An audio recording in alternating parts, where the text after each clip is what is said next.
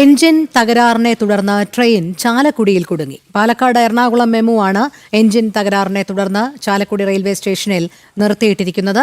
എഞ്ചിന്റെ battery down ആവുകയായിരുന്നു. തകരാർ പരിഹരിക്കാൻ ശ്രമം തുടരുന്നു. സാനു കെ സജീവ് ചേരുന്നു. സാനു, ഈ എഞ്ചിൻ തകരാർ പരിഹരിക്കാനുള്ള ശ്രമങ്ങൾ നടക്കുകയാണോ?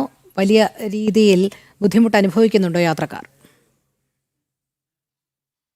തീർച്ചയായിട്ടും എഞ്ചിൻ തകരാർ പരിഹരിക്കാനുള്ള തീവ്ര ശ്രമങ്ങൾ തുടരുകയാണ്. റെയിൽവേയുടെ ഇലക്ട്രിക്കൽ വിഭാഗം അത് പരിഹരിക്കാനുള്ള ശ്രമങ്ങളുമായിട്ട് കഴിഞ്ഞ മണിക്കൂറുകളിലെല്ലാം റെയിൽവേ സ്റ്റേഷനിൽ തുടരുന്നു എന്നാണ് നമുക്ക് മനസ്സിലാക്കാൻ സാധിക്കുന്നത്. പാലക്കാട് എറണാകുളം മെമു ആണ് എഞ്ചിൻ തകരാറിനെ തുടർന്ന് ചാലക്കുടിയിൽ കുടുങ്ങിയിരിക്കുന്നത്. അതായത് 1 മണിക്കൂറിലധികം യാത്രക്കാർ ഈ ട്രെയിനിൽ തുടരുകയും പിന്നീടും തകരാർ പരിഹരിക്കാൻ സാധിക്കാതെ വന്നതോടുകൂടി മറ്റ് ട്രെയിനുകളിൽ അവർ യാത്ര തുടരുകയാണ്. ഒപ്പം തന്നെ 1ാമത്തെ പ്ലാറ്റ്ഫോമിലാണ് ഈ ട്രെയിൻ പിടിച്ചിട്ടിരിക്കുന്നത്.